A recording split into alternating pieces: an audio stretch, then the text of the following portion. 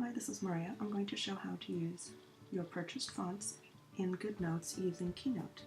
So I'm going to push the arrow key, pick a shape, and we're going to click the paintbrush and make this transparent. So go to Style, Fill, and select No Fill. Okay, tap off, click that plus sign again and click your text option. Go to text, pick a font that you want to play with. You can see that all of your purchased fonts are in here. Okay, from here you can make your size, your text size larger or smaller. You can change your color. Okay, once you've done that, you can place it inside the box. So let's make that something else.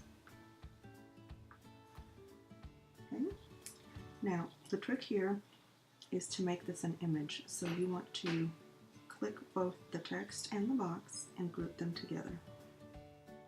Group.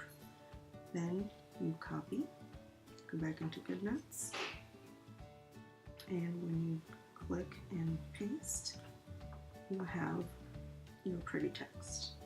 Okay, so this is treated as an image, so you would move it as an image, click and edit, and move it.